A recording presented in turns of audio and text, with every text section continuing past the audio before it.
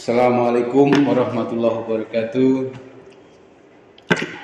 Puji syukur kita panjatkan kehadirat Tuhan Yang Maha Kuasa, yang mana pada kesempatan hari ini kita akan lanjutkan di perkuliahan manajemen kelas pada sesi ke-14 ini, yaitu sesi terakhir, menjelang terakhir ketika kita akan menghadapi ujian akhir sekolah dengan tema atau topik pembinaan disiplin siswa di kelas. Tujuan daripada perkuliahan ini adalah agar mahasiswa dapat menyebutkan, menjelaskan, dan memahami hakikat disiplin. Tentu kita sudah akrab dengan kata disiplin. Kalau di dalam bahasa umumnya, disiplin adalah taat, tertib, mengikuti aturan yang telah disepakati atau aturan yang ada. Adapun disiplin kelas adalah keadaan tertib dalam suatu kelas yang di dalamnya tergabung guru dan siswa taat pada tata tertib yang telah ditetapkan atau disepakati. Sudah sering Bapak katakan bahwasanya setiap sekolah itu punya tata tertib. Tetapi kalau sudah turun ke kelas, jangan disebut tata tertib, tapi adalah kesepakatan belajar atau kontrak belajar. Artinya di situ keterlibatan siswa sangat penting untuk memberi kontribusi pemikiran bagaimana pelaksanaan pembelajaran itu bisa berjalan dengan baik apabila disepakati oleh semua pihak. Di sini ada guru, ada siswa, bahkan perwakilan orang tua. Jangan disiplin itu diartikan sesuatu yang menakutkan. Disiplin merupakan sesuatu yang berkenaan dengan pengendalian diri seseorang terhadap bentuk-bentuk aturan.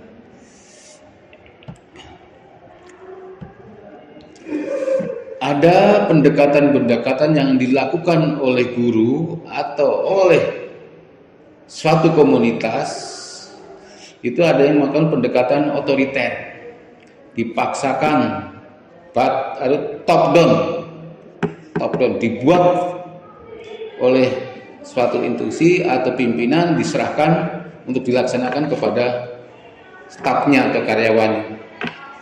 Tentu ini ada plus minusnya. Tentu kalau dengan otoriter itu seolah-olah mengekang.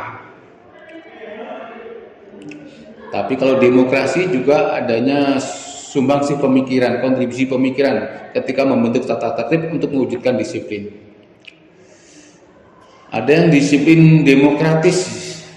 Tentunya ini yang kita harapkan.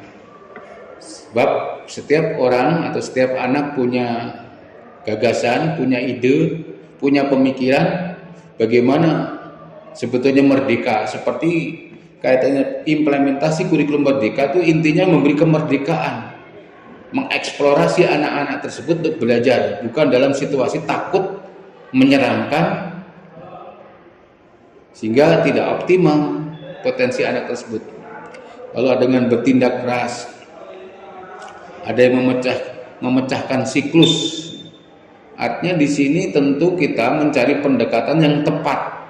Kalau di Indonesia tentu tepatnya dengan pendekatan demokrasi. Ada yang mengatakan demokrasi itu kebebasan, tapi tentu kebebasan ada batas-batasnya.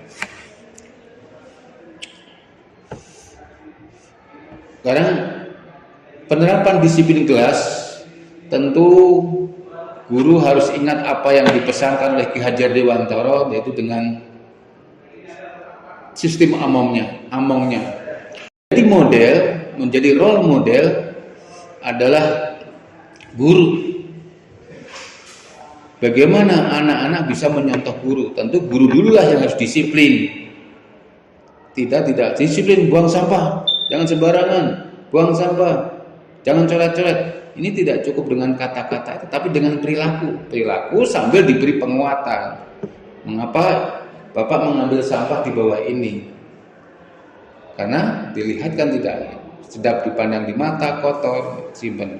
Nah, dengan demikian anak akan paham maksud sampai bapak ibu guru mengambil sampah lebih duluan karena melihat duluan. Walaupun memang itu tugas penjaga sekolah, tapi tidak demikian ya. Kita harus semua bertanggung jawab. Guru memisahkan peserta didik dari perilaku, artinya yang dibenci oleh guru adalah perilaku peserta didik yang bukan peserta didik itu sendiri. Artinya ketika di sekolah ada beberapa guru dan berapa level kelas, itu adalah murid kita semua dari kelas 1 sampai kelas 6. Hanya kebetulan ini guru kelas 1, kelas 2, 3, 4, dan 5. Tetapi tanggung jawab administrasinya, ketata usahanya di kelas tersebut. Tetapi sebagai guru mengayomi semua anak. Yang di kelas bawah adik, yang di kelas tinggi adalah kakak. Ini adalah menebarkan kasih sayang, ini penting, sebab dengan kasih sayang akan muncul hidup tertib, hidup disiplin, karena saling harga menghargai. Jangan justru tadi penerapan pendekatan otoriter, ini merasa takut, terkekang, nanti seperti seolah-olah seperti seorang pencuri yang sedang dikejar-kejar. Sedangkan sekolah adalah laboratorium untuk menerapkan pendidikan etika, moral. Itu dilalui salah satunya dengan disiplin. Salah satu 7 prinsip hidup, salah satunya disiplin. Disiplin di jalan, disiplin di rumah, di sekolah. Ini agar betul-betul menjadi harapan kita semua. Problematika disiplin kelas itu ya. Ada masalah disiplin kelas itu ya. Ada yang bersumber dari gurunya, juga bersumber dari siswanya. Siswanya bisa individu, bisa berkelompok, ini menimbulkan masalah. Karena adanya interaksi guru siswa, karena punya persepsi yang berbeda. Ketika menyamakan persepsi, ini bisa timbul masalah. Makanya dari sejak awal guru untuk tidak anti perbedaan masalah, anti perbedaan pendapat. Ini diawali dengan bahwa kita itu berbeda, laki-laki perempuan, dari rumah A, rumah B, rumah C, kampung sana, ini berbeda-beda, bertebaran di mana-mana. Juga begitu, guru jangan jadi sumber masalah.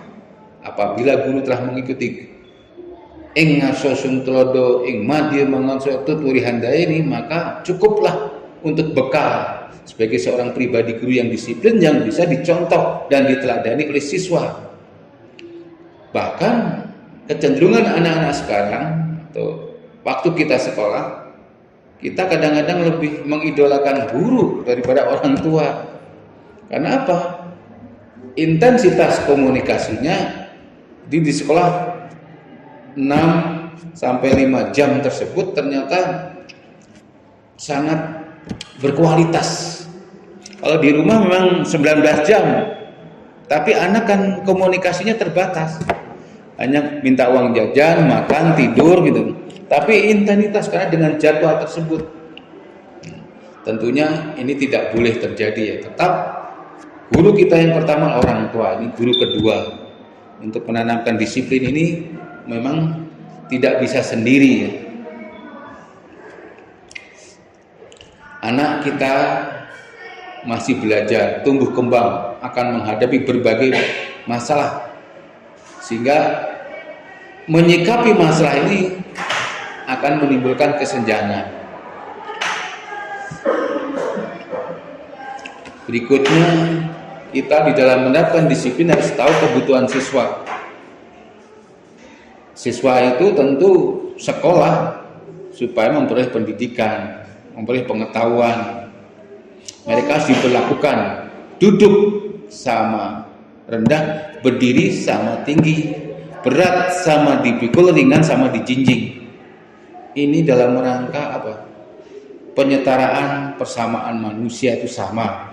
Di hadapan siapapun sama. Yang berbeda adalah tingkat kedisiplinnya, tingkat kesadarannya. Hak berekspresi. Anak tentu punya potensi ya. Ekspresi ini penting, bahwa dia itu mengembangkan potensi yang ada itu. Lalu hak pribadinya, hak menyelesaikan studi, hak-hak ini apabila dipenuhi sesuai dengan proporsinya, maka akan menunjukkan sikap disiplin, sikap patuh dan taat terhadap kesepakatan yang dibuat bersama. Ini masih jarang ya, bagaimana para guru bisa menanamkan disiplin ini dengan cara demokrasi, melibatkan mereka membuat sebuah kontrak atau kesepakatan belajar sehingga anak siap dengan segala konsekuensinya di dalam menerapkan disiplin. Disiplin adalah pintu masuk untuk mencapai sukses. Demikian pertemuan kita pada hari ini. Silahkan dilanjutkan di pembahasan berikutnya, cari referensi yang lebih luas tentang teori tentang disiplin. Terima kasih. Assalamualaikum warahmatullahi wabarakatuh.